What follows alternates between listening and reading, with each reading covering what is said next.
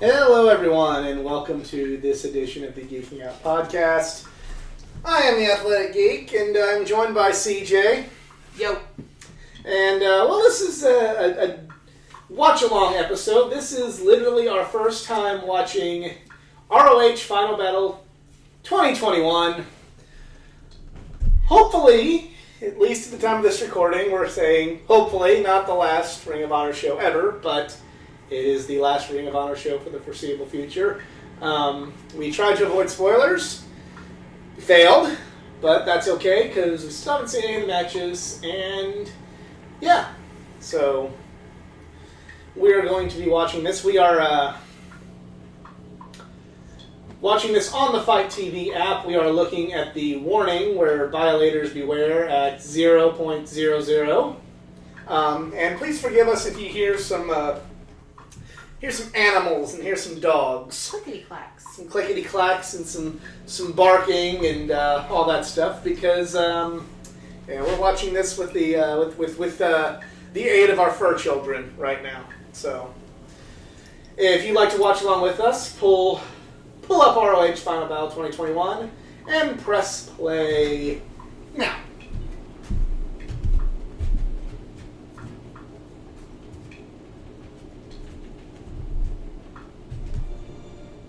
Dun. And there's Matt Taven, who I do not like at all. And there's Peacock. Yeah, I do like him. As you might have heard on the podcast I did where we ranked our top 10 best ROH champions ever, really disappointing that he just didn't. When he beat Cody, we thought that he would be the guy in the future, but it unfortunately didn't happen.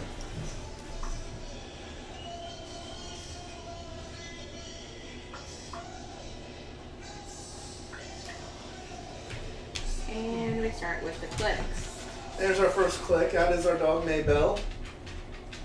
It is really cool how they're doing this.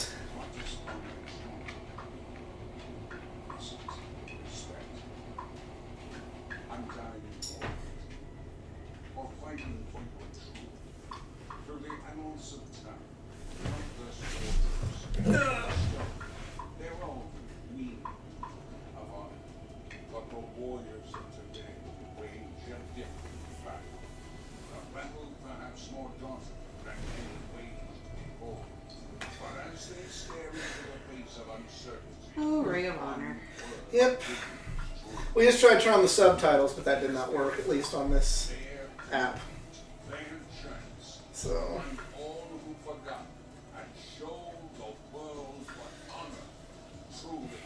Okay, this is like watching New Japan. Mm-hmm. But yeah. I mean, I'll freely admit there wasn't enough with ROH that made me want to really get into it at this point in time. But, they were getting ready to turn a corner had they just maybe had a little more time, and hopefully time is not completely done. Maybe this is it. Maybe you say what you want. They talked about it. People are talking about ROH again. Mm-hmm. At a much higher frequency than they were before they announced that they were going to close for a quarter. So maybe that's the momentum that they needed. Yeah, maybe it is. It's strategery. And hopefully ROH does not remain in a lockbox. Pandora's box. Well, strategery was what George Bush described the election. Lockbox is what Al Gore did. I do want to say this. I get probably why they're doing it there, but you really wish this would have been something like the Hammerstein or the ECW Arena or something that I connect more with ROH, but it's neither here nor there. The ROH classes are a lot. That's a lot. On that guy, yeah. Well, Dragon Lee. I enjoy Dragon Lee.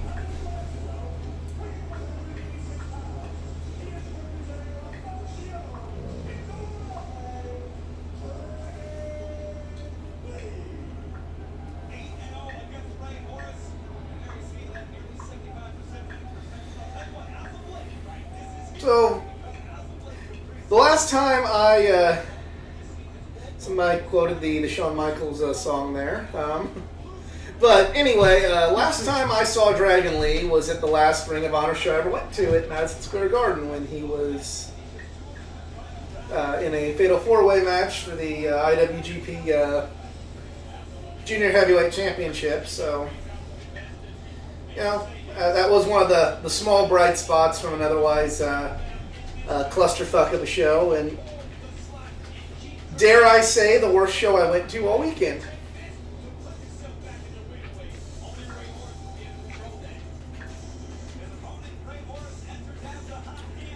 This is my first time ever seeing Ray Horse. Okay.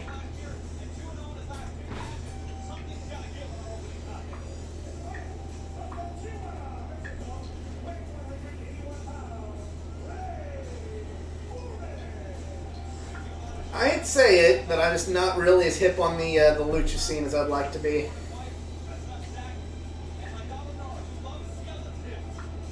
It kind of goes against what my bread and butter is for wrestling. So.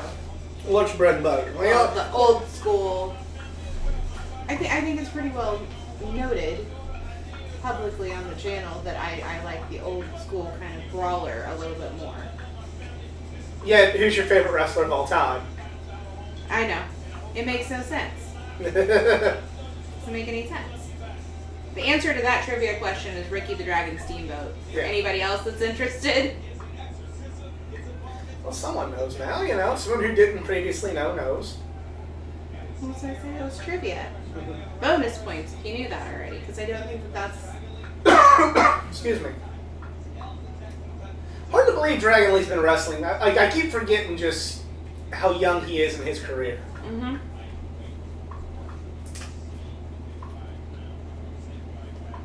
Especially when the first time I saw Dragon Lee was in 2018 as part of the Best of the Super Juniors tournament in New Japan. And I'm like, wow, he's really good. I like him. We're going to have a boob off here. I saw.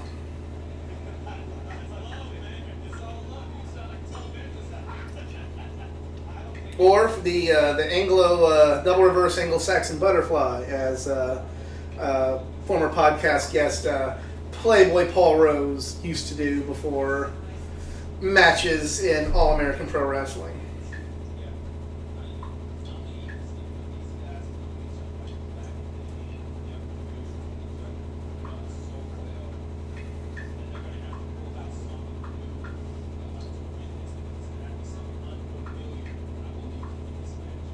I'm going to apologize now if we're kind of go quiet. We are watching this for the first time and are actually trying to really appreciate the match. We're actually watching it. Yeah, we're actually, this isn't like, some of the other watch-alongs where like we've seen it a million times and it's like, all right, let's talk about going to the show, or let's, talk about this was my bathroom break. Yeah. Well, I mean, like the other watch-alongs that I've done as part of the channel, like I've, the only one, one of the ones where I wasn't at the show was like the first ever wrestling show I'd ever seen in my life, and it was just kind of a matter of like, I've watched this show a bunch on Peacock or the WWE Network, so it's like, okay, I know what's going on. Here's this and here's that.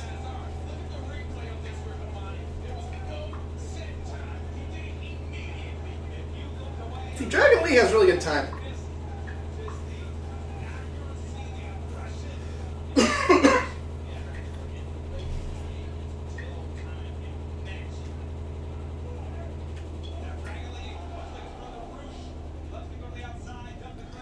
Did not know ROH was his brother. Tell you how little I've really been keeping up with ROH or anything here. Well, and I guess here's a really good question, because this is what we're asking a lot of other ROH people. Where do you see him going for at least 3 months, if not longer? Dragon Lee? Mm-hmm. He's probably going to do some lucha stuff and maybe some NJPW Strong, maybe.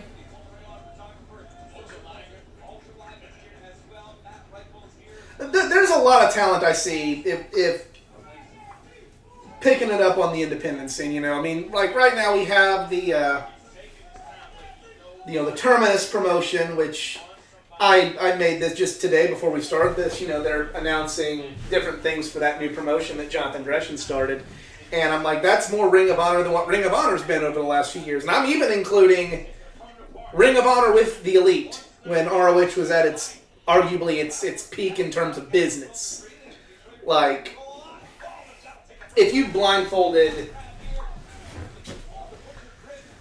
You know, I started really... I started knowing what ROH was in 2006. I watched my first ROH show in 2007. I became a passionate ROH fan in 2008. And I started to taper off away from ROH around 2012 when Cornette's influence really began overpowering what I liked about the product originally. And if you would have, like, say about 2010, like, just blindfolded me, and then even in 2017, 2018, when ROH really had the hot hand with the Bucks and Cody and the Elite and Hangman and some other guy that we're not going to talk about, as much as I'm sure I would have enjoyed the wrestling and the product then, I would have been like, but wait, what happened to this? And now we hear our first interruption from the Fur Children. Not happy. No. No. Or they're just agreeing with us. There's only one that just adamantly disagrees with every single thing you ever tell him. And ironically, he's the smallest one of the bunch. Come on. Lay down. This isn't the first time on a podcast we've had a dog interruption. I remember the first time I got to interview Heath Hatton. Like, literally in the middle of the call, his dog ran outside, like, saw somebody outside, was like, hey, I want to love you. And, yeah. So, this isn't the first dog interruption, but... And it won't be the last. Nope. We have one. They're looking at us like, why is he allowed to bark? Why are we not allowed to bark? This isn't fair. And while all that barking's going on, we still have a pretty good match to kick off Final Battle. We do.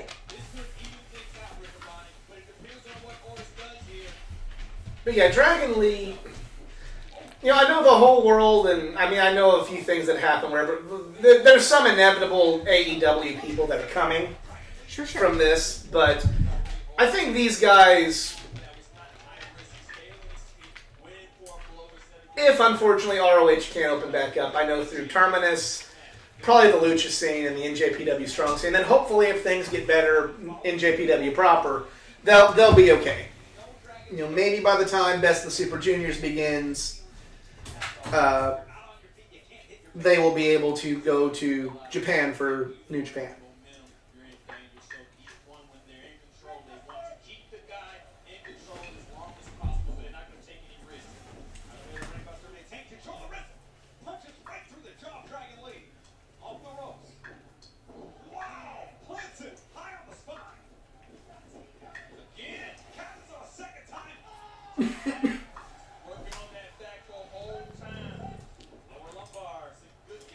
Bane doesn't like that move. No. We have a dog named Bane. He broke the bat. He does. He will bark if we say that much more. Because, you know, the goal of Bane is to break the bat. And what this move does by trapping the neck not only makes your neck hurt, but it also puts pressure point in. I'm gonna say it does make your neck hurt. Yeah. I am gonna say this. I know some folks listen to the recap show and kind of feel I'm. Oh, I just saw the back of Kerry Silk in there. But they kind of feel that like I'm not really a big Lucha fan, and it's not necessarily that I dislike Lucha wrestling. It's just it's not my favorite style. But like the way Dragon Lee is wrestling, I prefer that integrated with the lucha style a little more than some of the stuff we get on like Dynamite with some of the lucha talent they have. Again, not saying that any of that is bad or wrong or that I dislike the talent or don't enjoy their matches. I just enjoy other styles better and therefore maybe like wrestlers that wrestle that style, they're a little higher on my list. Well, and I think that that's kind of the beauty of AEW, and the goal of Tony Khan is to give you like a 2-hour exhibition of all the styles. Mm-hmm. He gives you all the things, and you can decide what you like based on that, rather than force feeding you one very specific style, or just even not even force feeding, but just showcasing one very specific style. And that, to ROH's credit, that's always been something for them too. Right. Because they've always had a lot of different styles come in. Everybody's welcome. I do know it's been really recent where ROH is really, the lucha talent has gone up a lot in Ring of Honor, because I remember, again, when I really became passionate around 2008 and into 2009, I remember being on message boards and everybody being all like, we need more luchadors in ROH, we need more luchadors in ROH. And I remember for WrestleMania weekend, the Supercard of Honor show they were going to do, that was for the WrestleMania in Dallas in 2009. They had some lucha talent brought in, and everybody was very excited about luchadors in ROH. They really didn't, unfortunately, didn't really stay in ROH at that time, but that's, oh,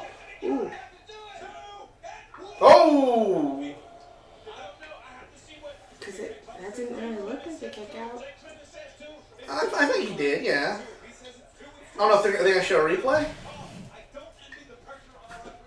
I doubt that they do, because it really didn't look like he kicked out very well. Yeah. But it seemed like, once they, ROH really went in a big lucha direction after they lost the Elite. Oh. Oh.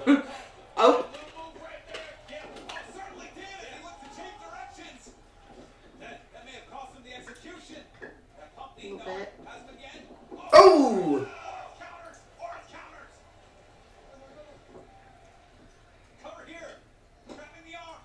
His shoulders up!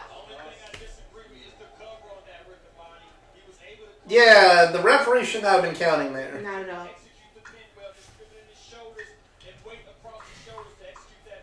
Thank you for calling that out on commentary. Yeah.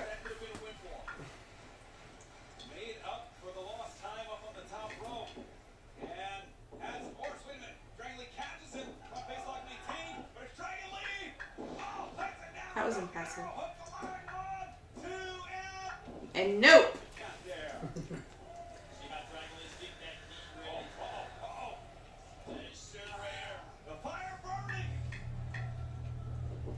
Oh!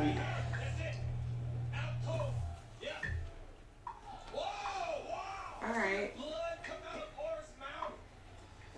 I mean, I'll give them a little credit for, if they have a lot of kickouts, it is, quote-unquote, Exciting? the last show.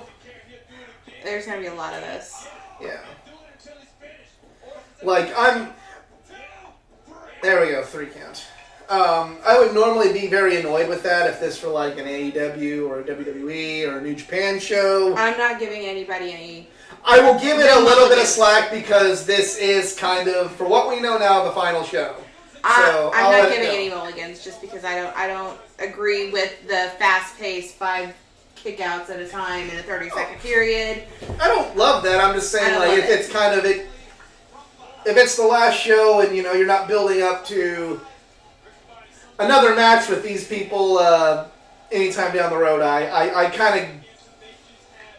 can forgive it a little bit more, but that's not going to mean I'm going to give it that's 8 stars and anything like that. I thought it was a good match. There's definitely some botches there, and everybody botches. I'm not going to be like some other people I know that's all AEW botches, so it sucks. But they're doing very difficult. Everybody's trying very, very hard. Yeah.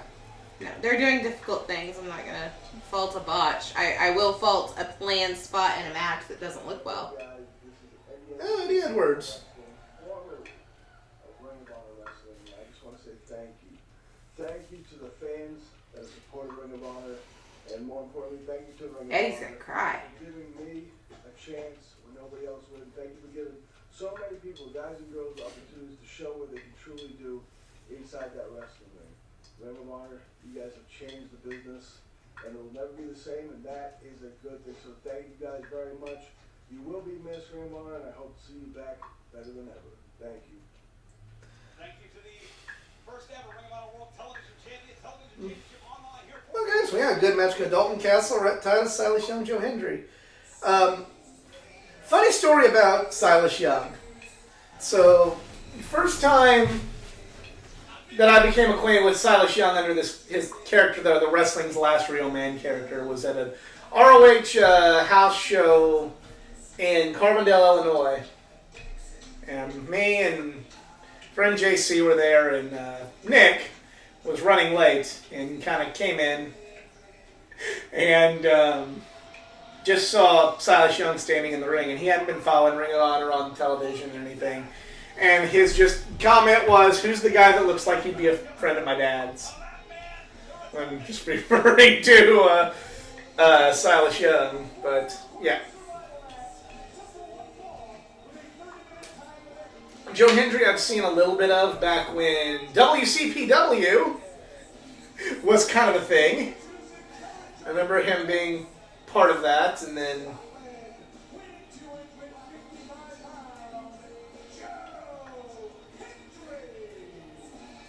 Welcome back, Joe Hendry. His last match in Ring of Honor technically was the pandemic special, but that match was filmed on March 15th, 2020. Right. So it's been nearly a year and a half since we've seen him in official Ring of Honor action. Of course, wrestling and Wrestle Carnival picked him a win there.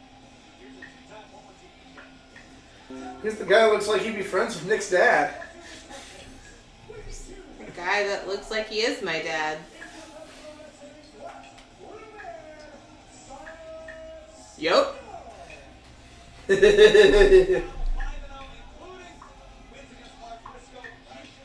My dad had the full-on Fu Manchu Yeah. and curlier hair. See, that was the first Fuller in time the front. Nick saw Silas Young. I remember seeing Silas Young in some Evolve DVDs and matches, and then I also remember him being in kind of some multi-man matches in ROH. Just kind of, the matches where I'm gonna be honest, didn't really watch those on the DVDs. Okay, I'm gonna skip to this. The foundation has brought out the best of Red Titus, and we're going to see the best of Red Titus tonight. The professional is in the house. I say I'm not familiar with the foundation. Jesus.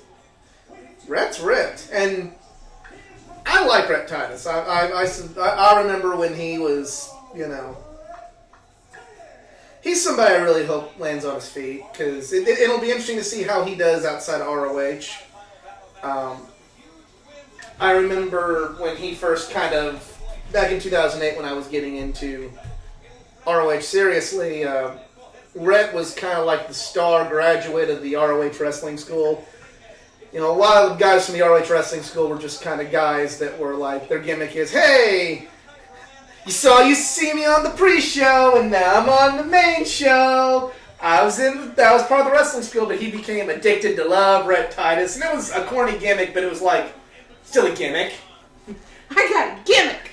And he would be just very obnoxious, and he'd give his room key out to women in the crowd, and The real one? no, I don't think so. Be right. I need to know. This was legitimate. Oh, there's Dalton and the boys.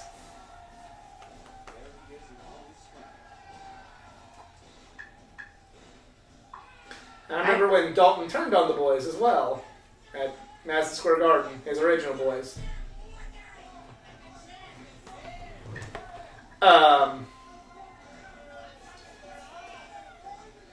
But just kind of I knew right now, I'm like, wow, he's probably going to be the student that goes the furthest, just because of the fact that he really reinvented himself. You got a gimmick. And he started teaming with Kenny King, and went from there. Different iterations, lots of different stuff happening, but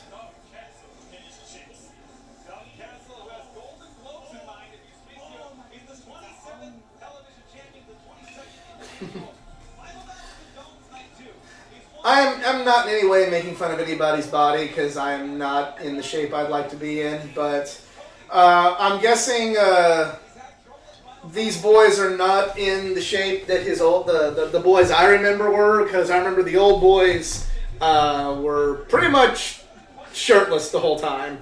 So these boys have shirts on. I don't know if that's by design or what that is. It's coming across a little odd. It's fine, just a little odd. It's just Dalton Castle. It's like a dad going on a bike ride outfit going on with the boys. One has some nerdy tattoos there, I see. Yeah.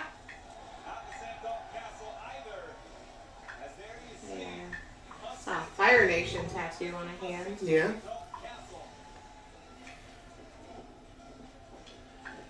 There's a very tattooed boy in there.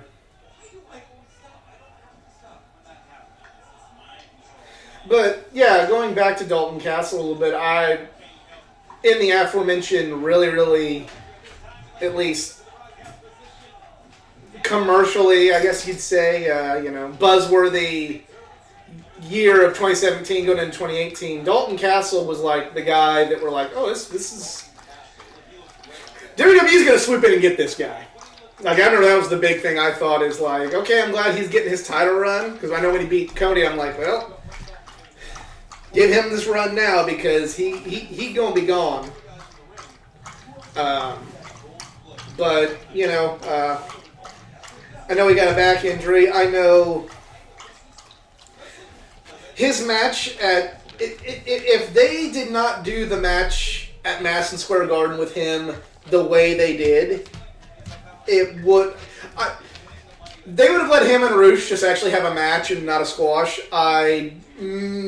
Not going to say I would love the show or it'd be my favorite, but it would definitely make it go up a few notches where I would have a little less of a bitter taste in my mouth about that show.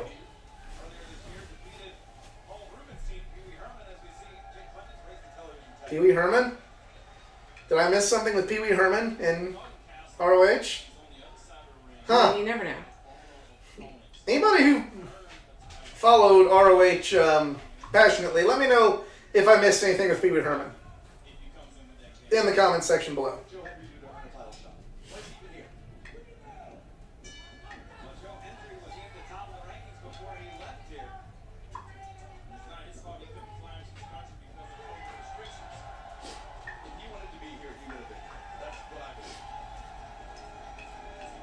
I do kind of wonder, since a lot of contracts are, as of now, expired for ROH, and a lot of people are leaving WWE, especially NXT, if we will see a couple independent guys be picked up just to... You're talking about with WWE? Yeah, be picked up by WWE just to kind of train, because, I mean, we've talked about it, they're signing a bunch of people who have zero experience in sports entertainment, which really who does have sports entertainment experience, but it does oddly imitate wrestling experience. So maybe if you have a wrestler kind of train them, you can get a sports entertainer out of them. Yeah, kind of like if you learn Spanish, you can kind of understand some French. Like worldly different things, wrestling and sports entertainment, but. So you're saying basically sign some of these indie guys to be more trainers? Kind of, yeah. Because they do have a lot of trainers quitting, not renewing contracts. So that's essentially what they wanted Kyle O'Reilly and Johnny Gargano to do. They were never going to be on to the big show. They were never going to do much else. They're going to be there to train the new guys. That's what they're going to stay in NXT for. Yeah. It would have to be somebody that is content with that role. I'm sure it's more money. I'm sure it's more money, but it's also got to be somebody who doesn't want to wrestle. Like, if you want to continue to go out and be a wrestler and be creative and have the passion of being a professional wrestler out there, I don't foresee that person doing it unless they just really need the money. You know, Are there independent guys that I'm sure would do something like that? Absolutely. But I think there's a lot of these ROH guys, you know, that are going to want to go out there and still be a pro wrestler. Well, I'm sure, but like that would turn that down in a heartbeat. for every 8, I'm sure you're gonna find at least one that's like, yeah, I'll take the money. Yeah. And one of them might be that gentleman right there, Silas Young, that we just saw do a senton off the ring apron. That's true. You know, he's older. He's been, you know, the man's paid his dues. You know, I wouldn't blame him for taking the money, but, you know, Joe Hendry or Rhett Titus or Dalton Castle, who probably still have a little bit more in the tank and a little bit more they could do in ring. You know, not going to tell them what to do with their career, but because that's financial and that's their livelihood, and that's, at the end of the day, you got to take care of that. But also, you know, those guys I could see doing Terminus, doing GCW. Who knows what the future, you know, ROH may not go away, which is something I actually did kind of want to talk about is, and I posed this question to everybody listening to this podcast to get at me on social media or leave it in the comment section. If ROH comes back, what should it be?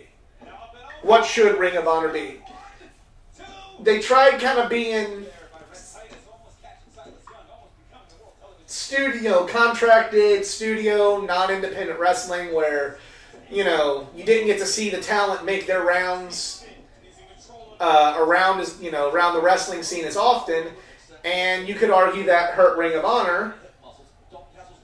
But, you know, like what should it just kind of go be like a best of the independents? Should they be more willing to let their talent maybe do Impact or AEW or certain things like that, where maybe they're not the top guy? Or what should they do with ROH?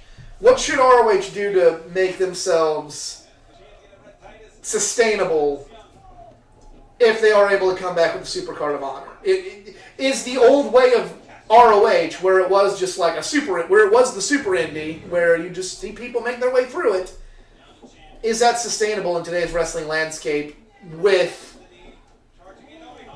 who their owners are? Well, I think the owners are the key factor in that question. I mean, we're kind of seeing a resurgence of like the old 80s territory-ish wrestling. So you have your people that are getting pretty well known on this indie scene, but they are kind of relegated to one area specifically. Right. But you know, if AEW comes through the territory, then they're featured and more people see them and they get signed in some other places. And I mean, right. We see it kind of with Daniel Garcia, even though he is signed with AEW. He does kind of make his way whoever wants him. Right. Aleister Black is kind of doing the same thing. But with getting those people in, kind of like a Ric Flair situation where Ric Flair would travel and defend the belt, right. And he was never in his home area. He was always around. But, I mean, we're not saying it to that scale, but that's what I'm kind of thinking should be done with ROH. You know, it needs to go back to I feel like it should go back to being a super indie. I know there's contracts with your MLWs, NWA, things like that, but I feel like, you know, if ROH could do like, kind of take the NWA business model a little bit, and hey, we're going to do a weekend of TV tapings, and who can we get to come? And you have some of your stars, if NWA and ROH could play some ball, and it's like, hey, can I use some of these guys? And that's who ROH was really playing ball with before this whole thing really went down. Especially like GCW too, MLW. I'm really interested to see if MLW is going to play ball, because they really have not really come into the picture. And that's a good way to really elevate the egos will be there. You know, like, hey, okay, this is the MLW champion. Maybe he can't lose at Ring of Honor. So that's going to be the big thing. But it's going to be, In terms of Ring of Honor, though, I think maybe they got to be willing to bend more since they're kind of the ones having to reach out. I'm not saying that all the ROH guys should just be doing all the jobs to the other talent, but, you know... Maybe an ROH belt does need to change hands in an NWA ring or a GCW ring to someone who may not have been previously contracted by ROH. Because I don't think that they're going to be signing long-term contracts. Just have enough to where they can't go, they have some kind of clause if you put the ROH belt on somebody that they can't go to GCW. I'm not the world's biggest GCW fan. I'm not saying they do this, and just throw the belt in the trash because MDK all fucking day. I'm really impressed by that. That was cool. That was a cool move. Well, and GCW is kind of changing up. They're still massively hardcore. Oh shit! Okay. Hey, fuck yeah! You know what? Hell yeah! If this is the last time that there's a champion, good for Rhett Titus.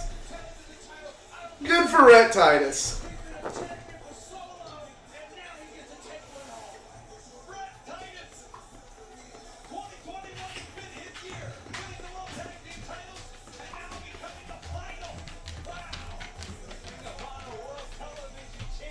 They're talking like it's not coming back.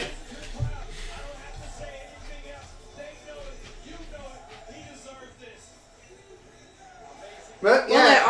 They're already going around and kind of defending those ROH belts. Those belts aren't just trash now. Yeah.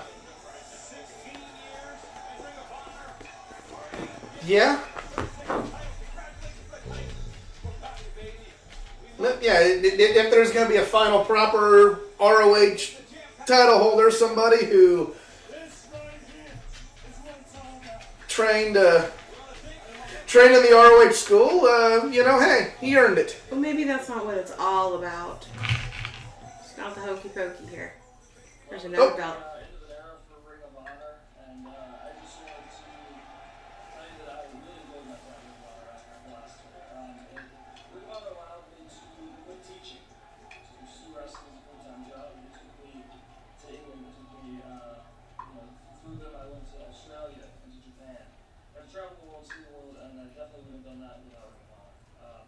So thank you so much from the bottom of my heart, and I just want to send my well wishes to everyone there, everyone I've known along the way. It's come and gone from Ring of Honor. A lot to be said when we were just dead silent for Adam Page. Yeah. What he says.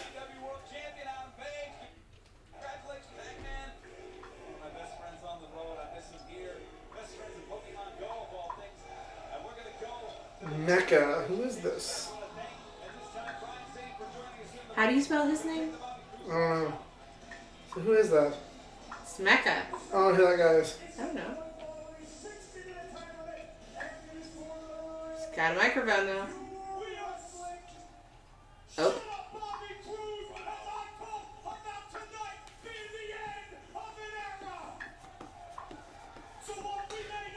Brian Johnson.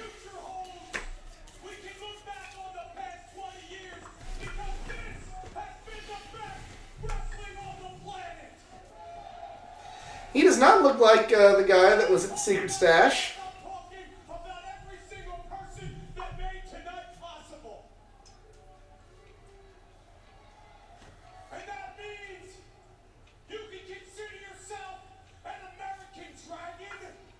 Oh.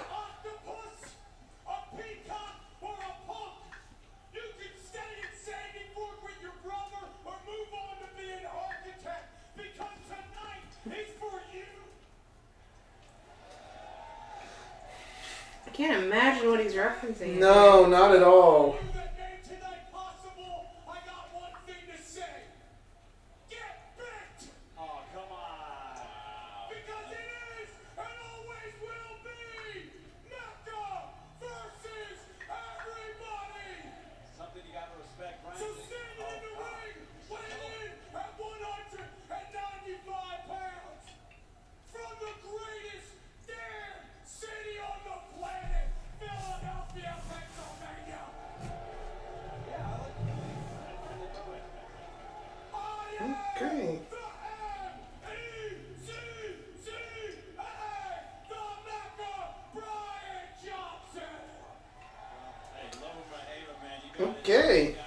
That's a thing that happened. Mm-hmm. Control the technical beast, your pure champion.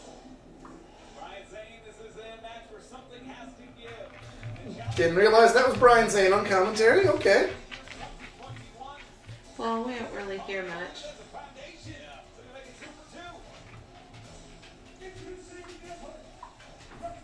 So why doesn't he have a monkey mask? Yeah, I know, right? The other ones have masks. He needs a monkey mask. So this is my first time seeing both these guys. What? Yeah, that was kind of weird there. I want an autograph right now. I know you're getting ready to wrestle, and it's the last show, but yeah, sign my shit But right now. stop inside my stuff.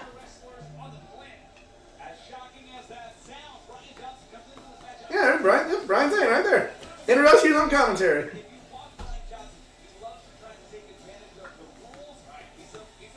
I think he has been doing that more. That's good for him. I mean, that's... Hey, Brian Zane is one of the reasons I'm doing this kind of thing I'm doing right now. So kudos to the Z-Man.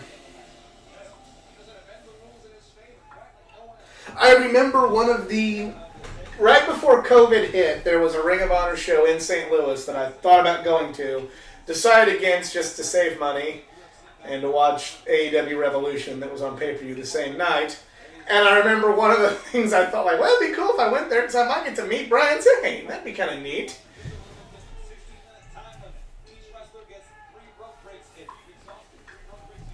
I do love the pure wrestling rules they have in Yes. ROH. I love the idea.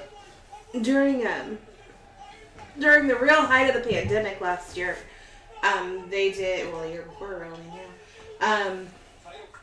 They did a tournament, a pure wrestling tournament, and it was no people, and I think that was the best move that they did to keep ROH like watchable, because without the people it struggled hard, and that was a really good thing to do. Yeah. I mean,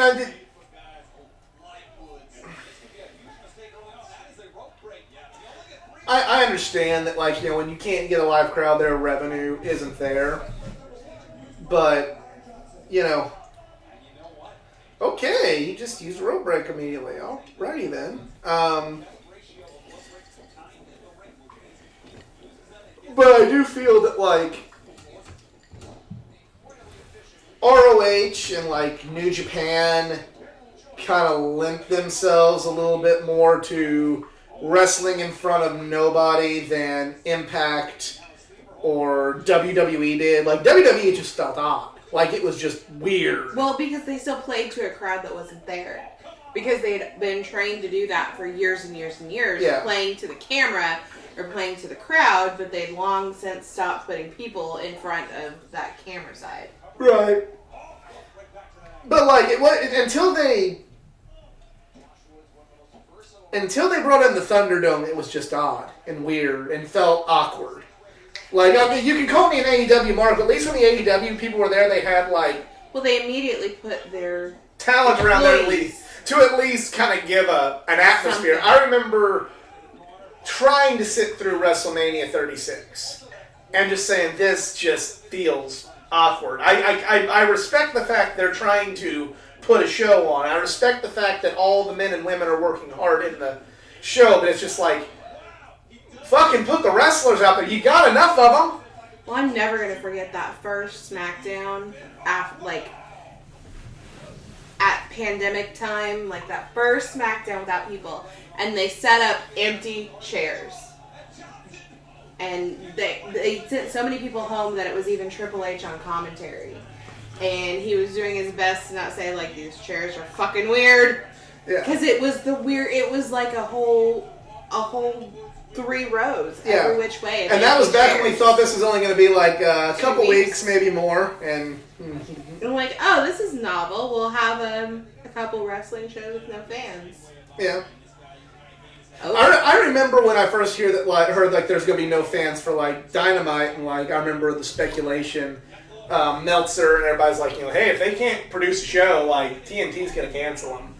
And I remember just kind of like thinking, like, well, who can they make a damn deal with to at least, like, put some wrestling on there? Can they show old shows? Can they, like, work out a deal with high spots for all those independent dates and be like, hi, we're the Young Bucks, and for the next 2 hours, here's our career, and hi, I'm Kenny Omega, and here's some of my DDT matches. Something that ROH did for a while is they did highlights and their old shit.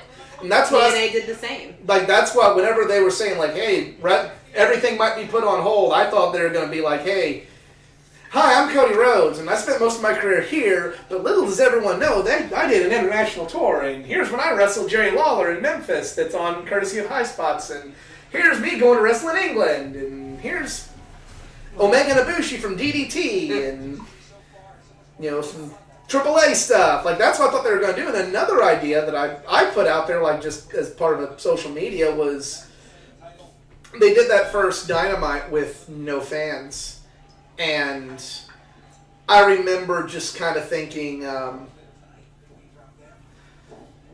they're doing, like, those vignettes of, like, different people's areas. Like, they had, like, that Lance Archer vignette with Jake the Snake in kind of, like, this yard. And then they had, like, the Dark Order kind of had their own thing. And I thought, like, it would be really cool if, like, they could set up, like, an episode's, like, and, like, it'd be like Street Fighter. You're in someone's area, and Dynamite will be from Lance Archer's little yard. Chris Jericho, because they're doing the Chris Jericho Mansion stuff. Like, we'll have Dynamite from the Jericho Mansion. We'll have Dynamite from the Hardy family compound, They still need to do a good match from the Hardy family compound. We'll do one from they're doing matches from the Young Bucks house, like on BT. I'm like, we're going to have a PTE style, Dynamite like this. Those were where my head was going. I was like, gotta get fucking content on TV, and luckily they found a way to pull it off. Well, depending on who you ask, I know there's probably some people that listen to this that just said they just WWE, ROH, Impact, AEW all should just fucking quit, and I understand their logic. Several of them did for a couple of weeks, and when it was clear that we weren't going to go longer than 2 weeks, and then longer than 4 weeks, that's not good. That was bad. They realized they had to find an alternative method to shoot. Mm-hmm. And credit to TK, because he went in and he, mid-April decided that they were just going to do shoot days, and he would quarantine the people, and they would... Essentially the same logic that they use for professional sports, and after every TV show going forward, they quarantine for 2 weeks. You're locked up for about a week or two, depending on how long it takes you to shoot, and you spend your time, they spent their time wrestling, and it paid off for him, because then by the time June rolled around and it seemed like things were getting a little better, he could put on shows and give his wrestlers basically a month off. Yeah. Yeah, just kind of the essentially what Tony Khan was doing was eventually like what the NBA and the NHL did. We're all going to go to Florida, and we're all going to put all the players that have yet to play in the playoffs in the bubble, and we're going to do that. That's the NWA style of doing things anyway. Yeah. And TNA has kind of picked that up now too, where we're going to go, here's our pay-per-view, here's our big show, and during that week of our big show, we're also going to film the 4 to 6 weeks of television that we need, and then send everybody home. And that's something that I think ROH needs to do, NWA needs to do. If ROH and NWA do that, they can share talent. NWA does that currently. If they can, get a little bit more, I don't know. With this Terminus promotion, we really got to see what the future holds with it. But the fact they're using ROH Championship still means if ROH comes back, I'm sure they're going to have a hand in the future of Ring of Honor, if there is a future in Ring of Honor. It would be very, very, what's a good word for this? Beneficial? Well, it would be beneficial in all parties involved, but it would be very silly to think that they went into a contract to use these things now and didn't have contingency plans built into the contract for the future if ROH does truly come back. Right. More aggressive and smart and intelligent, and they're going at these forearms. These two are destroying each other and talking smack the whole time. I love it. This has been a really brutal match. It's been brutal. A few, again, A couple spots, yeah. yeah, I appreciate the work, but forgive me if I'm not like.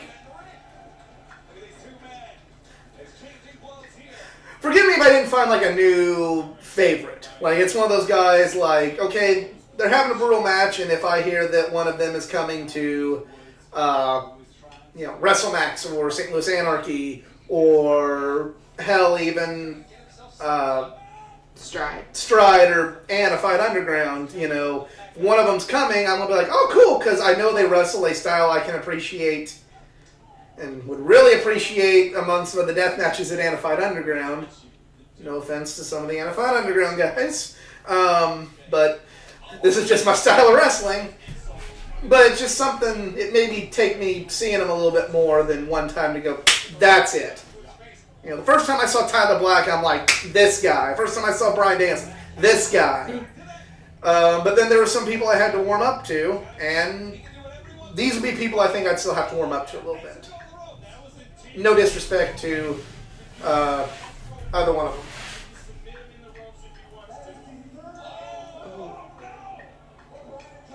Talk about bending the rules. Johnson knows exactly what he did using that last rope break.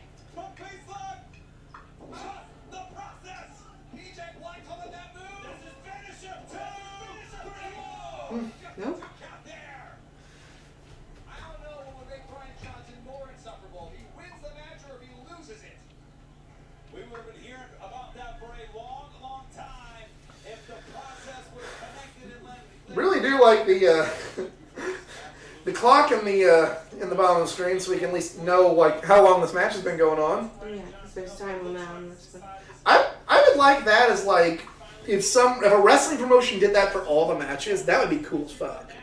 Not necessarily AEW or WWE or anything like that, but like if a promotion were to go like, hey, we're going to time the matches, all matches have a time limit, and we're going to have the clock in the corner, that would be cool because then you could have you just feel the drama a little bit more. Yeah, you can't put it in the live crowd though. You can't put that on. Yeah, because then they'd be like, eh. Oh my gosh, the crowds suck with time, and I'm just as guilty of that as anybody else. But yeah, well, do time cues for the live crowd, and then for the crowd at home, put the. Well, and I think AEW does a really good job of that. Like they have Justin Roberts come on and say most of the time cues. He's getting better. There's sometimes when he won't do a time cue until late in the match, and you're going, well, I know how this match is ending now. Like this is a 30-minute time limit, and so is the last two, and he didn't tell us when 5 minutes have gone by. That was kind of. Correct me if I'm wrong, but I think he didn't do a time cue until like midway through. He did not do a time on Kenny Omega versus Bryan Danielson. Well, yeah, because it was a 30-minute match, so typically he does a time cue at 15 minutes through. Yeah. He did not do a time cue until 30 minutes in the Hangman and Bryan match, though. Right.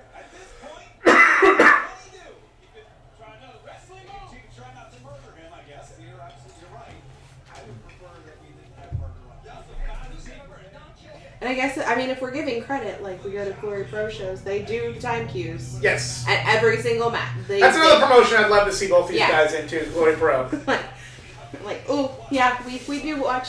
We do watch a wrestling. Give it. Okay, you just heard us, and Cape Championship Wrestling. We mentioned all of our local indies that we go to. And I covered everyone. I'm sorry. And I would be happy to see Brian Johnson and Josh Woods at Anna Fight Underground, Cape Championship Wrestling, Stride Pro Wrestling, Glory Pro Wrestling, WrestleMax STL, or St. Louis Anarchy. There you go. I think we covered them, everybody. Somebody's going to pipe in like, don't you remember going to this show? Like, okay. Didn't you come here once? Probably. Probably did. I go to a lot of wrestling.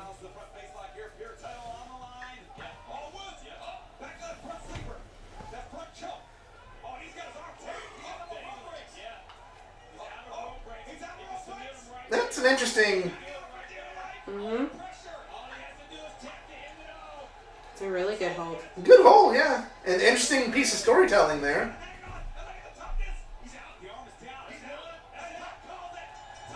Okay. The finish helped make the match better. The clock's still going on despite the fact the bell rang, but...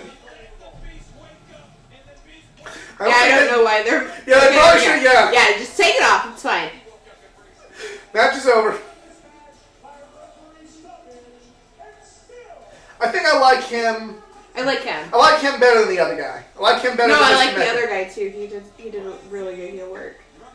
Okay, I didn't dislike either one of them. I'm probably not gonna be running out to check out all their work as soon as we're done. But I'm really impressed with him. Woods. He would be, I think, a really good fit for MLW if they're Yes. gonna keep in line with the. He looks like he belongs in an MMA ring, especially with some of those holds and moves that he pulls. Be very good in New Japan. Yeah. You know, especially now they have their own American branch. I'm not gonna help you up. I'm just gonna shake your hand, bro. Code of honor, though. You're not supposed to be their friend. You're supposed to shake their hand. What do we got here? Jimmy Jacobs. I think of magic. My 10 years there, it was such an exciting time. We had so much creative freedom, and the fans were so rabid. And it was just a bunch of guys that were trying to change the rest of this. Only in wrestling can you compliment someone by calling them rabid. Yeah. Dubbed the Scrub Ring by Polka Down. And it was me and Young Bucks, Tyler Black, El Generico, and just whoever else needed a place to crash. And we would stay up all night back in those days until our 6 a.m. flights, just talking about the wrestling, talking about how we're going to change it, talking about how in a few years it would be our business. And we were right. Well, All those guys went out to do There's amazing a couple of them, yeah. some of them are right. things behind the curtain at Impact Wrestling for the past 4 years. We were just kids following our dreams. And we got them. And none of that would be possible without Ring of Honor. So, I will say it was really cool when Kevin Owens won the Universal title. They showed him hugging Jimmy Jacobs backstage. I'm like, yeah. Yeah.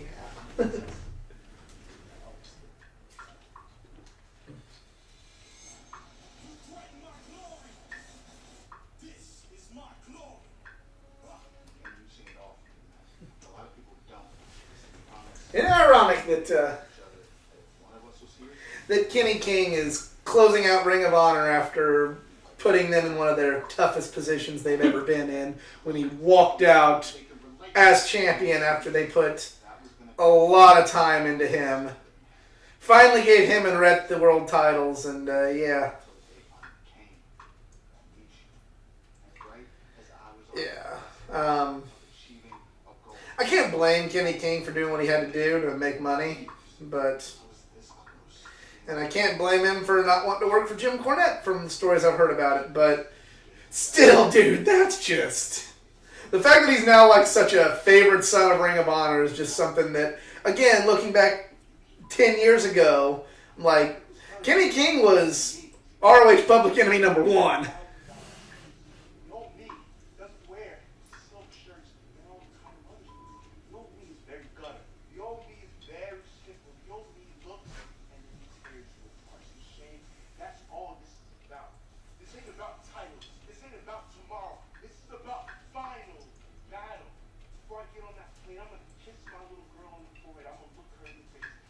Even though she don't know, I know her daddy ain't coming back to save. Both of us are coming out.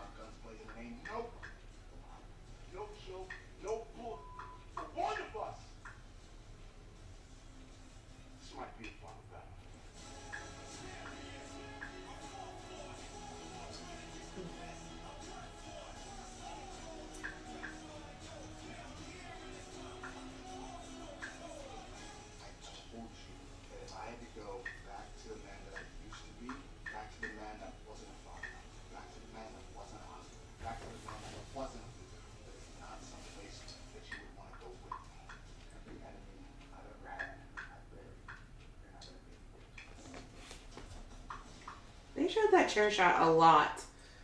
Yeah. We just keep going back to the same footage here. I mean,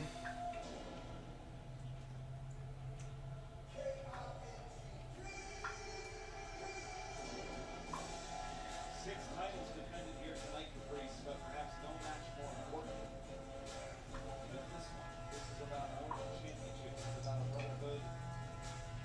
Wow. Kenny King said he's coming in with nothing but black Air Force energy for Shane Taylor. You can tell by the way he's dressed. yes. Not really. Not.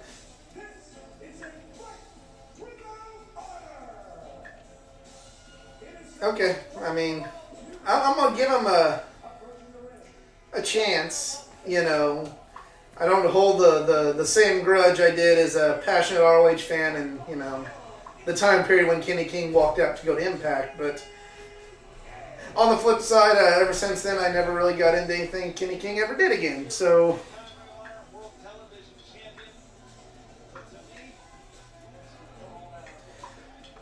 Really wasn't a huge fan of the only thing that they could come up with, Ring of Honor could collectively come up with to allow Minoru Suzuki, Jushin Thunder Liger, Tomohiro Ishii, Hiroki Goto, and the Great Muta to do was be in a battle royal, a pre-show battle royal for Kenny King to win. And I've heard everybody talk about that's heat, and you should just appreciate the heat, because Bully Ray knows heat, and he gave you heat. But just because something gets heat doesn't mean it's a good idea. It's not, I want to root for someone heat, or that's not, Yeah, I want this person to get beat up heat. That's the kind of heat you want in wrestling. I want to see this person lose heat. I want to see somebody get fired heat. It was... I wasn't going to watch the next episode of ROH hoping that someone shuts Kenny King up about him eliminating Jushin Liger last in a battle royal. A pre-show battle royal, Jushin Thunder Liger, best thing you can come up with for him for Madison Square Garden is pre-show battle royal. Okay. No, I just went, I think I'm kind of over, I'm just kind of over this shit right now.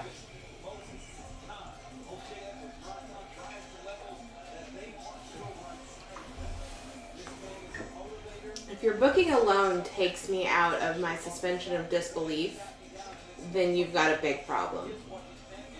Yeah.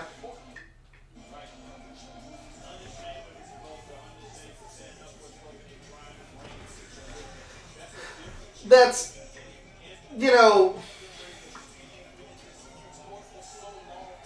this is something a little off topic, but, one of the person that had a lot of influence in Ring of Honor at that time was somebody I'm very critical of on this channel, and that's Bully Ray.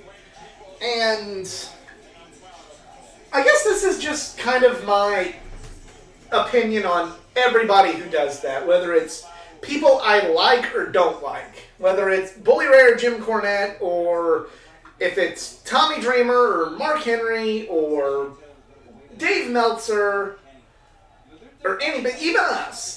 It's one of those things is, we all Monday, as wrestling fans or people in wrestling with this platform, we're all going to Monday morning quarterback, and we're all going to pick apart and go, I'd rather do things this way, I'd rather do things the next way. But at the end of the day, you don't...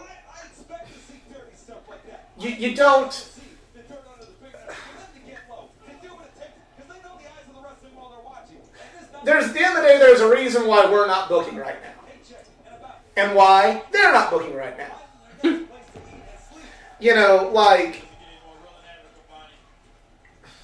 Some of them have their reason as to I don't want the stress anymore, but, it's like, who was that guy that was the GM for the Detroit Lions that apparently, even more so than it normally is, just ran the fucking team into the ground. I think you're asking the wrong person. It's like Matt Millen or Matt Militant or something. I don't know. He eventually became a Monday Night Football pre-game show and post-game show analyst. Sounds legit. And he would go in there, and he would talk about, and this is where this guy, and they should have ran this on defense, and they should have ran this offense, and he'd go like, oh, well, they should have, here's how the team needs to be ran, and here's, this, that, and the other, and it's like, okay, cool, he's making good points to the beats that are going on in the football world. But at the end of the day, he was not good for the Detroit Lions. And help lead the team to very, very bad times that are probably still ongoing, but still.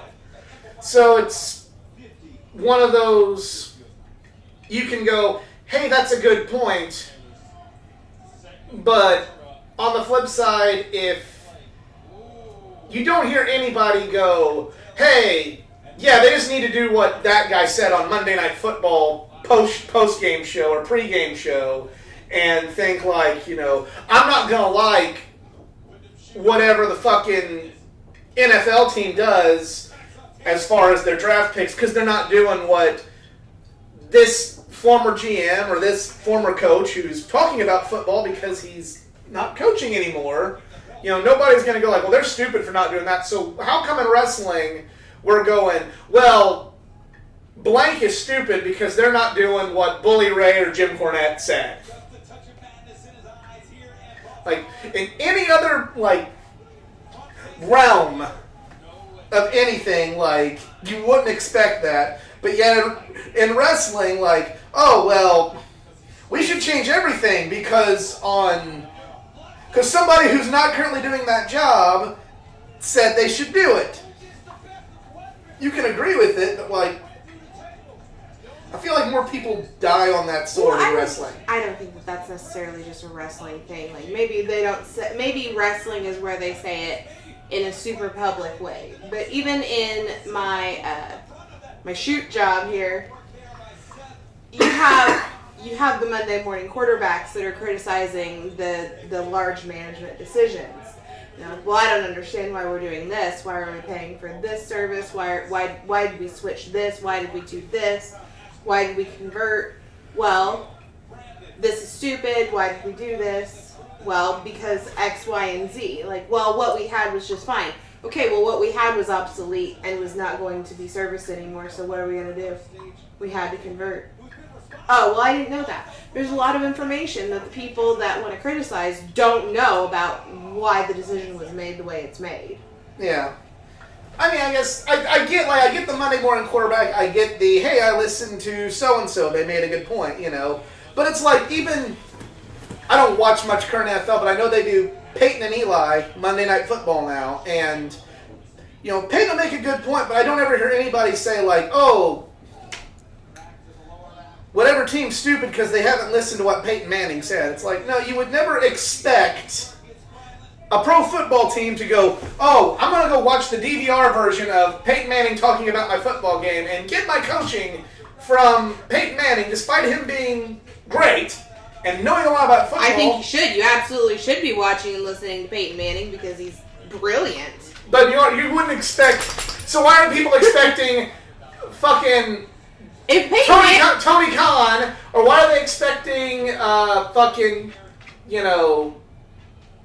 Gato or whoever to listen to fucking Jim Cornette or Bully Ray or Dave Meltzer even? No. If Peyton wants to come on and do some Monday morning quarterbacking on wrestling, or even run his own promotion, I'm pretty sure that Peyton could probably do it.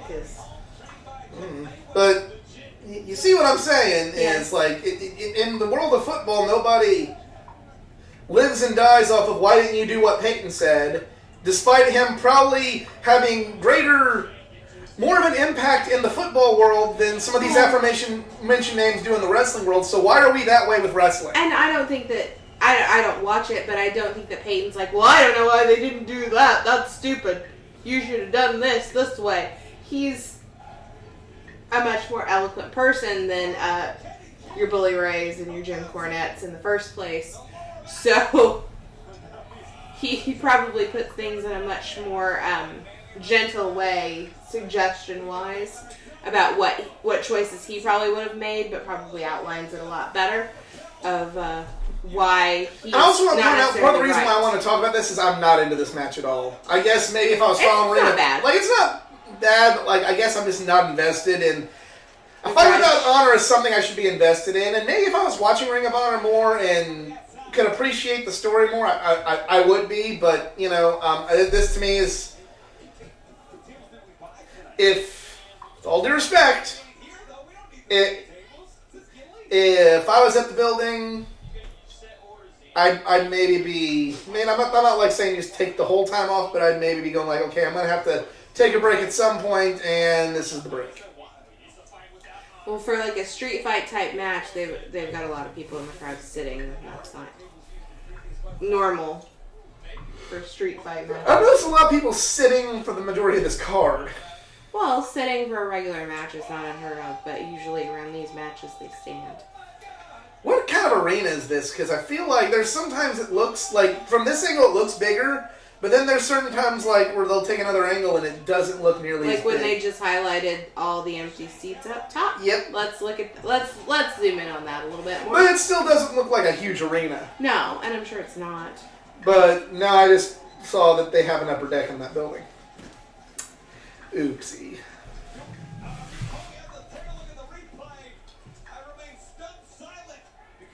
And there it kind of looks like a TV studio taping Yeah. on that side. One side looks like they're doing like NWA, where it's TV, so the other side looks like they're in kind of an arena that's not... It does kind Very of well look filmed. more like maybe a basketball arena. Like it's not like a junior college basketball arena. Right.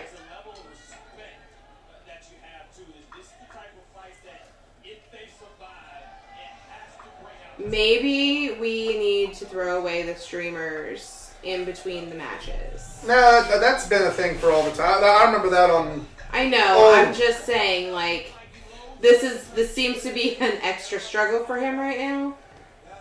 The first Ring of Honor show that I ever went to, ironically with Kenny King and Kenny Omega, the first in-person Ring of Honor match was a Battle of the Kennys. We stayed behind, me and all my friends, to help take down the ring because we thought, like, isn't this great? It's amazing, but really, it's just like they Stupid marks. stupid marks are going to help take down the ring. I did get to meet Adam Pearce that way, which was kind of cool. And Jerry Lynn, so that was kind of neat. You And Rhett Titus, because I was taking the ring apart with Rhett Titus. You Or he can was sit just down at a table and meet Jerry there Lynn and sit and down. talk to him. Yeah, I didn't do that, but I got to like kind of stand up while I was carrying ROH guardrails back to the truck, and then Rhett Titus was just there. And I asked Rhett Titus for a picture. I said, "I'm sorry to bother you while you work." Like, "Oh, you think I'm working? Okay, bud." But that's just what he said. I got to meet Adam Pearce, but I tell you that story to tell you this story. They just stuffed all the streamers underneath. And I remember me and Jedi and, you know, just getting trash bags. And there's other wrestlers that we know from the St. Louis area that we're also helping. We're just like picking them up and just throwing them in there. I'm not gonna say who, but there are people that are pretty prevalent, and maybe a couple that have been on the podcast before. That, you know, I'm literally holding a trash bag open for them as they gather all the streamers and throw them a giant trash bag. I've got some guesses. Yeah. I've got some guesses knowing who we know who wrestles in St. Louis. Yeah. So it's just one of those funny stories. It's one of those stories that whenever any of these people do anything, it's like, hey, cool. You know, hey, that guy's on AEW. I was cleaning up streamers with that guy, you know. Always give credit to the guys that don't necessarily have to do that kind of work and still do. Like, as we learned very recently, Jimmy Hart. Jimmy Hart. Don't really care for who he managed and such, but the guy got some street cred with me.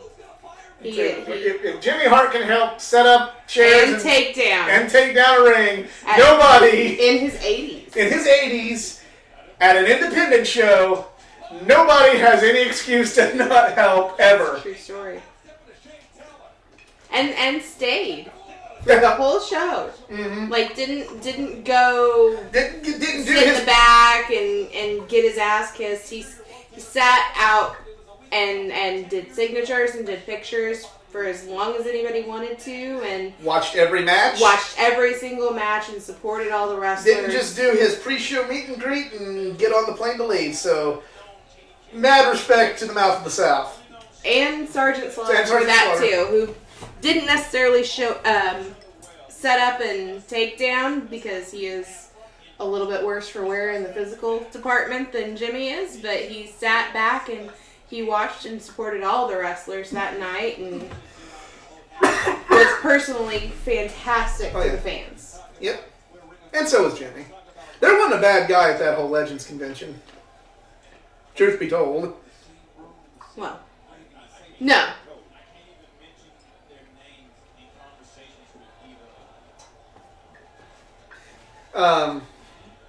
So, yeah.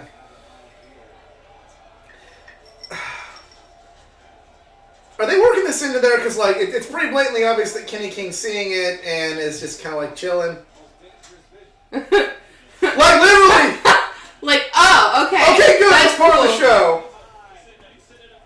You know what? I'm going to give props there. 'Cause that's one of my pet peeves in wrestling is, okay, Like, we're going to... oh, you're not done yet? Oh, I'm down. You know, like, I'm like this, you know, like... We're going to take all this time for me to set up this really, really intricate structure. So, kudos to these guys for working that, how bad that trope is, into the match. I can We gotta give you hold down respect. the ladder. This is not gonna be good.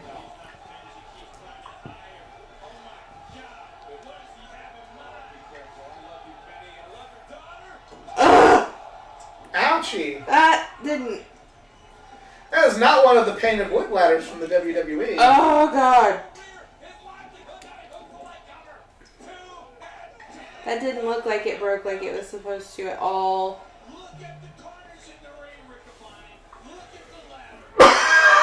Excuse me.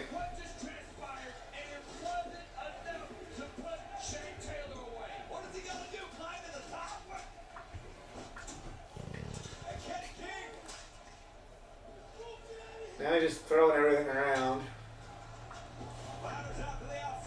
Yeah, I bet that hurt. A lot. Yeah. Yeah. But still, like, it's not... I don't know if this is just a... Is it a bad crowd, or what is it? It's just not invested in. Yeah.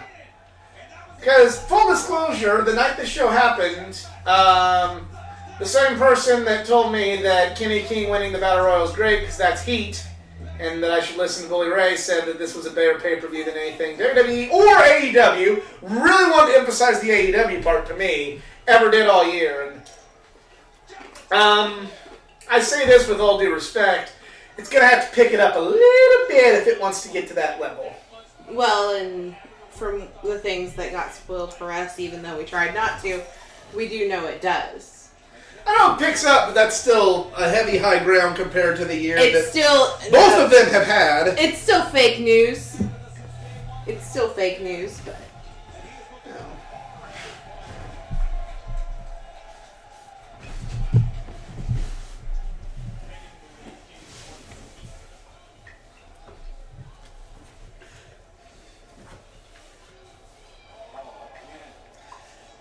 So again, we're going back to the structural. integrity.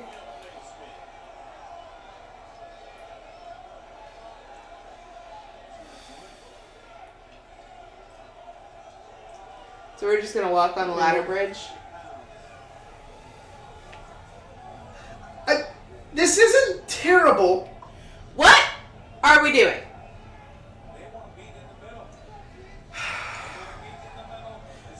Okay, now that was. Like, they're trying so hard to make this feel epic, and when you have to have people help you, it ceases with the epic. Yeah, when you have to, like, hang on. I need you to come hold this ladder so I can kick his ass off of it. No, just jump off the goddamn ladder and move it and make him fall. Yeah, this is... That part is... They were really wanting to have a big moment, and they have failed.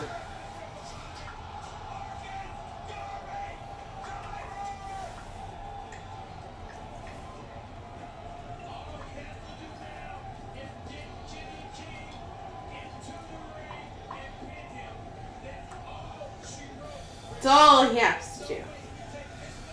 I bet you they're gonna try and do another spot that's really epic, and they think is epic. 2-spot monkeys live. Yeah, I don't know if I'd go. Okay, buddy. Maybe bad timing for that sign.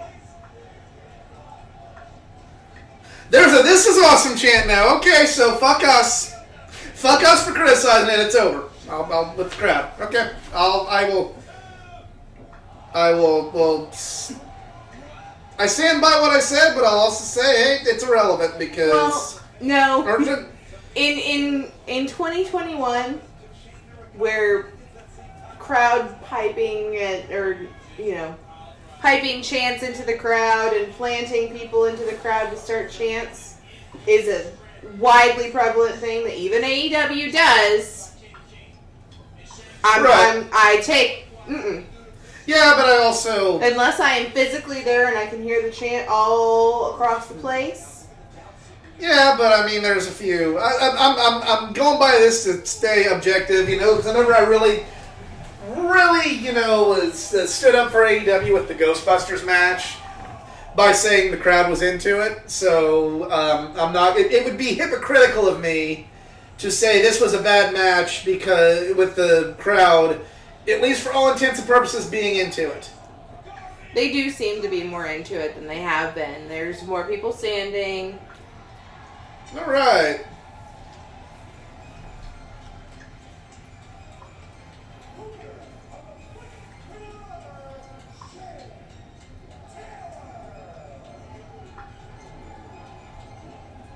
Okay, I mean, cool.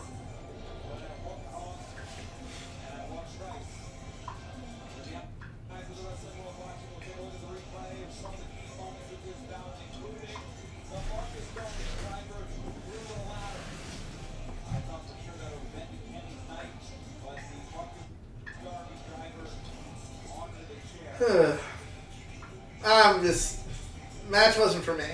There's some stuff I liked about it, just match wasn't for me. They really tried. They tried really hard. Some cases I feel like they tried too hard. Things didn't quite hit the way they thought it would. I give them all the credit for what they did. That's It was definitely a thought out match. Yeah. It was not done on the fly.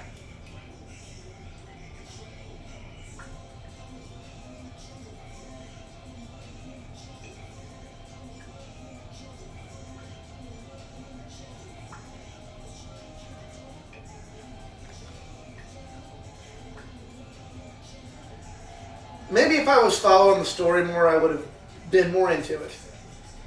I'll say that much.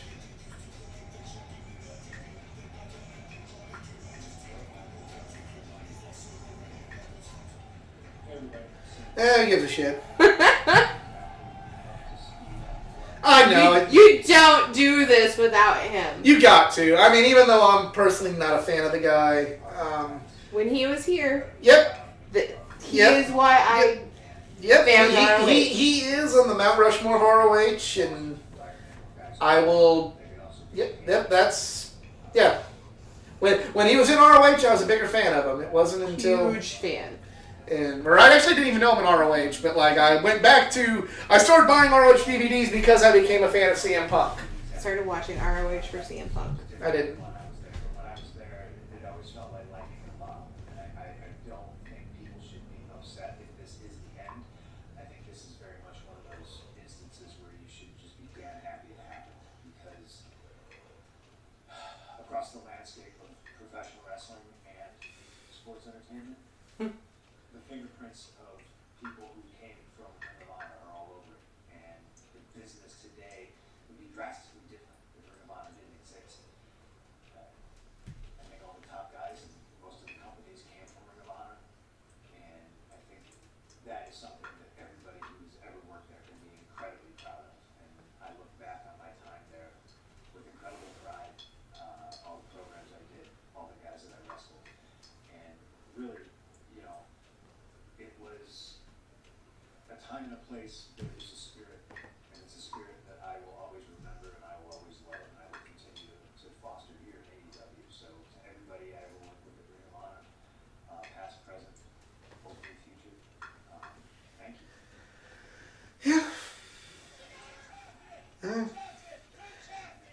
And there was also some of the stories I heard about him from Ring of Honor being a bully backstage that made me lose quite a large amount of respect for that man, but that's neither here nor there.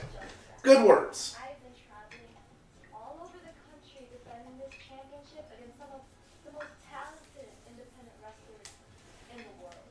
And if anybody thinks that I'm going to just throw all of that away at Final Battle, they are sorely mistaken. It really took ROH a long time to introduce a women. They would have women's matches, but they would not have a women's division. I know for a while they just kind of leaned on Shimmer and just had the Shimmer title be defended, kind of in lieu of a ROH women's title, but it really took them a while, like, after the Shimmer was gone, like, we're going to have a Women of Honor match, and I remember just kind of saying, okay, why though? Like, not necessarily in, like, a way of, like, why don't have the match, but, like, okay, there's a Women of Honor match, but, like, what is the story here? Like, other than just, let's put the women on the card. Like, why isn't there a belt? Why isn't there a tournament? Why isn't there, like, a, hey, let's have a... If you're not going to use the Shimmer title anymore, there needs to be an ROH women's title, and they didn't... It took them too long to fully put it in, and then by the time they did put it in was when WWE was doing their independent raid, so... It couldn't... The ROH women's division could have been every bit as good as what the early days of the Impact women's division was, but I feel like it just took too long for them to finally put it in there. And it was just kind of like, well, we want to... For the longest time, it was just, we want to put the card. I think that a lot of people would probably say, like, well, who cares? Like, honestly, that's kind of how the women's wrestling has always been. And that's really... And some people get really mad about that. That's the truth, is that there are a lot of fans who may not admit it now, but didn't care about women's wrestling. So why put it on the card? Why put so much effort into building up a women's division that was a bathroom break, even when they were good?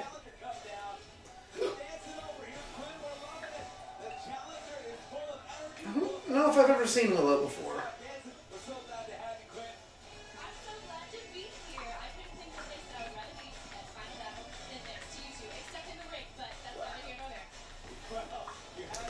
So I'm trying to think of... Because I don't remember everybody from the Battle Royal at Empower, so I don't know if she was part of it or not. She was not part of Empower, no. Okay. And the people that I remember the most from Empower are Chelsea Green and Tootie, just because... Not the women's champion? I said the Battle Royal. Oh.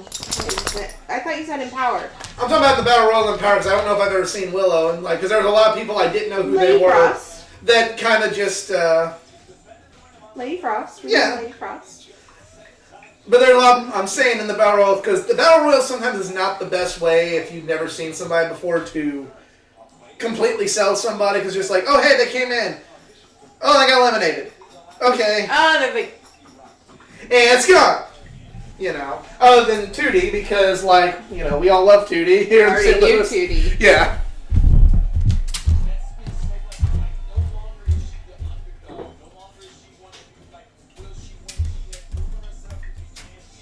So I'm trying to think now who else was in that.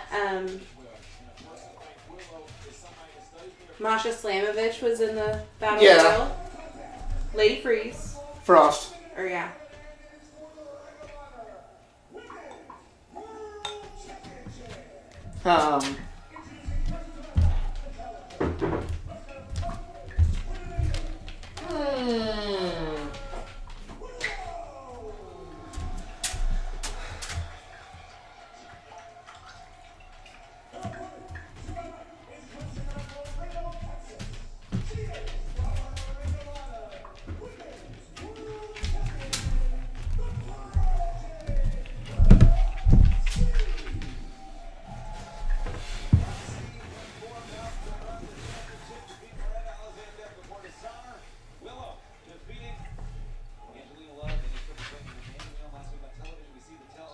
Both very young in wrestling.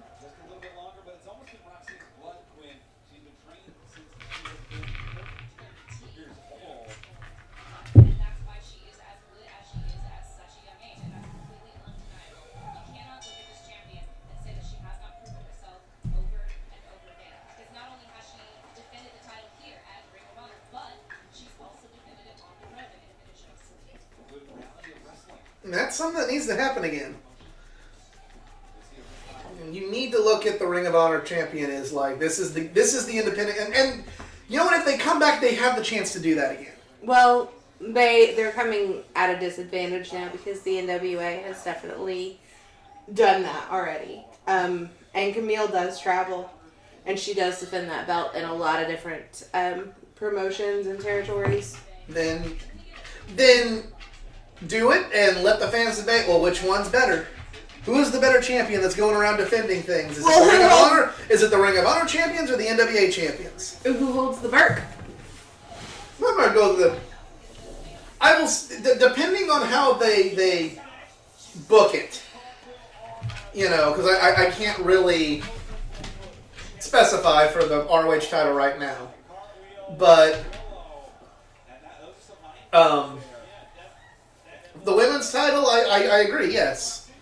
The best independent women's championship, that traveling champion, is probably Camille right now. But, you know, with all due respect to Trevor Murdoch, I think something that has been spoiled for us going into Terminus, I feel like that guy might be the best traveling independent wrestling champion. Yeah. Just because he's one of, again, with all due respect to Trevor Murdoch, he's just that damn good of a wrestler.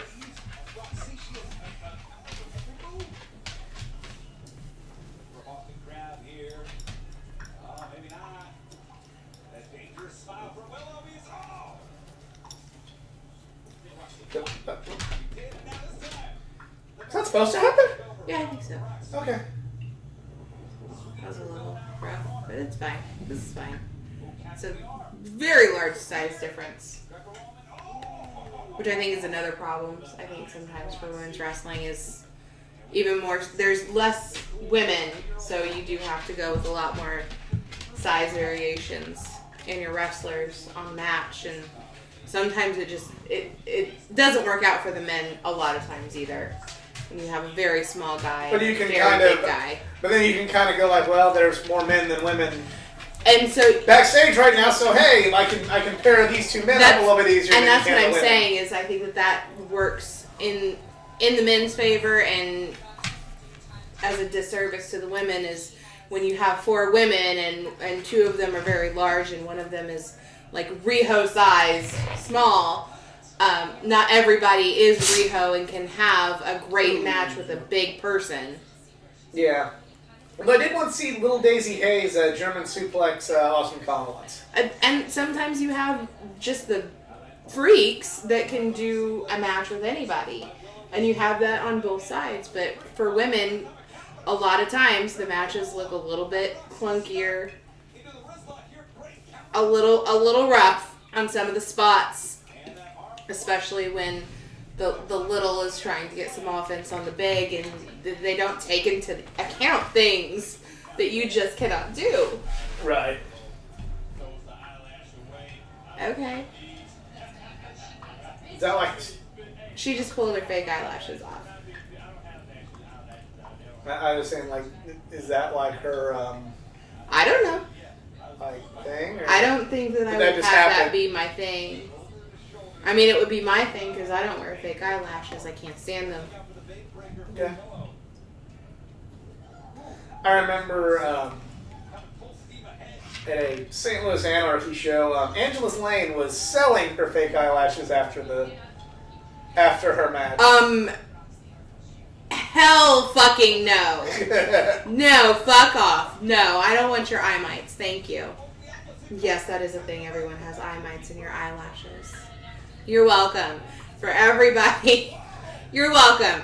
Don't share tubes. Don't share fake eyelashes. Don't put those on. Your eye mites are different. You will lose your eyelashes. I don't think she was selling them with the intent of maybe somebody putting it on. I understand what the premise. It's still creepy why she would be selling them.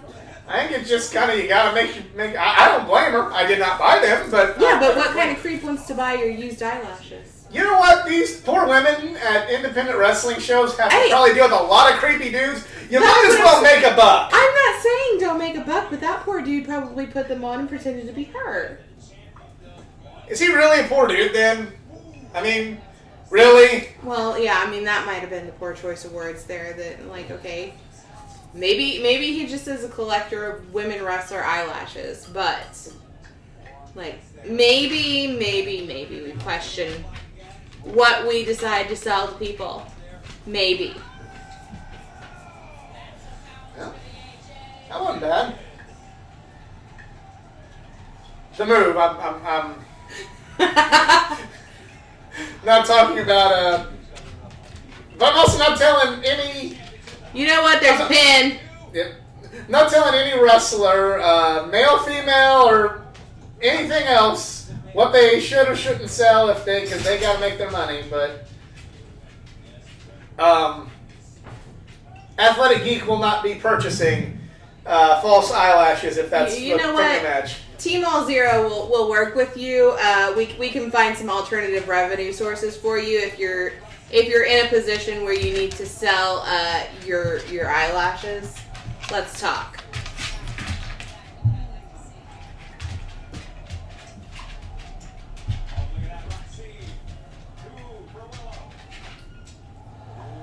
Well, the rest of the dogs are getting excited for this match. Maybell is very excited. The pretty girl loves women's wrestling. Yes.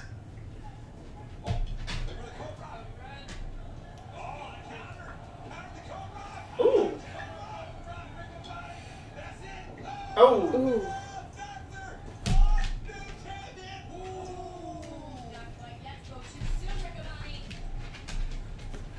Hold on, Michael Cole there, Riccaboni.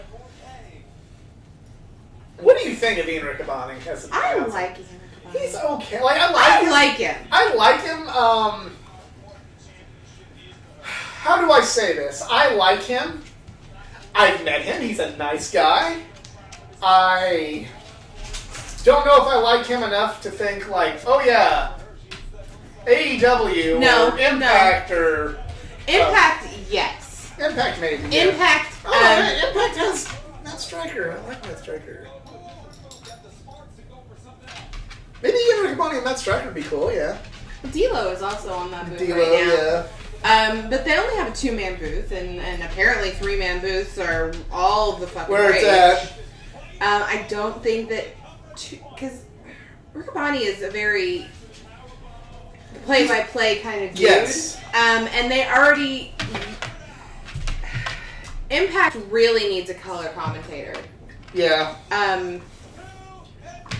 They And I know, and I just found out who Terminus is going to use as their announcers, and it's going to be some ROH announcers, but it's not going to be Ian Riccaboni.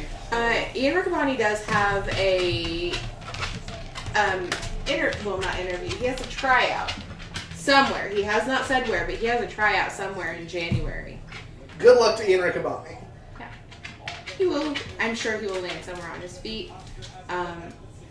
I kind of hope it's not AEW because they are. Overflowing with announcers? They have promised the announcer job to so many people, and it just doesn't work out. And you know, Excalibur and Taz are a fantastic team just together. I like Shivani still. I love Tony Schiavone. But, I mean, you have... shit. No. Okay. They already have... Okay. They have 3 people and more that they can plug in and mix and match, even though they don't seem to like mixing and matching. As we hear Excalibur losing his voice every Friday night now. Yeah. Love that for him. Glad he gets the work. He's a great guy, but maybe he needs a break. Maybe that's the answer. I really hope it's not. Ian Riccaboni, Tony Schiavone, and Taz. That means Ricky Starks isn't there anymore. Absolutely not. I don't like that. I don't like that. She's talking about Ricky Starks not being there, not that Roxy just retained the title. You don't know. No, I'm perfectly fine with Roxy. No, I do know that it was definitely a reference to Ricky Starks. That was. If Ricky Starks is not doing something, you do not like it. If you kick Ricky Starks off anything, I will protest.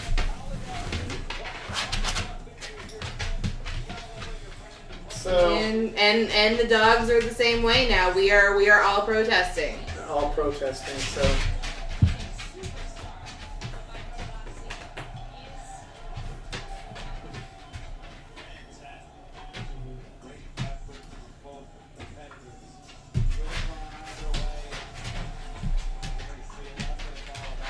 yeah. Oh, there's Deanna Purrazzo. Okay. Is she allowed to be here? Like, Deanna doesn't just show up and do whatever the hell she wants to do.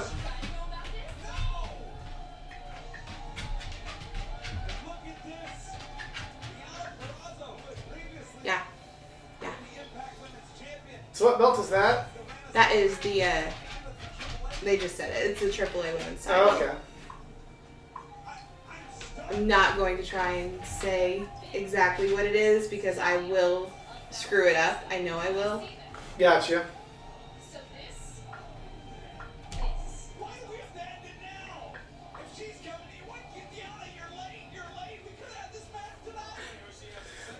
Either come on, there. Word! Hi, Maybell. I'm sorry. And I want it. You say you're a fighting champion, you will fight anyone, anywhere, anytime.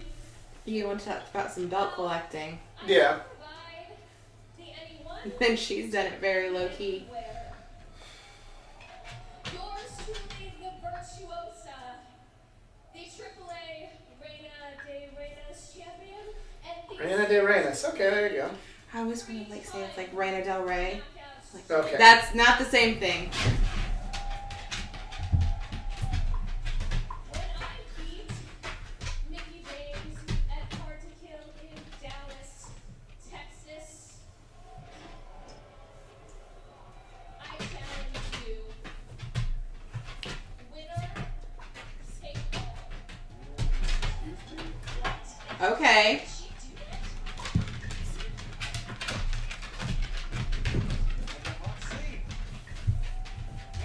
Okay.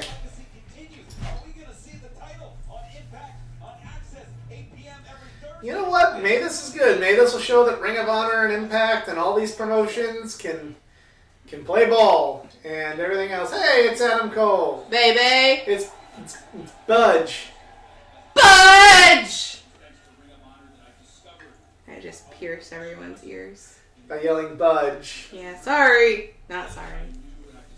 Alright, well, not that I'm trying to downplay the importance of what Adam Cole Budge. is saying right now, but this is a very good time to put an end for part one of our first viewing of ROH Final Battle 2021. And yeah, Bane is excited about that, because Bane probably wants to be fed as we put a pin in this. But thank you for joining us through this very, very, very casual viewing along with three wonderful dogs. Definitely tune in next week to hear the conclusion of our first exposure to ROH Final Battle 2021.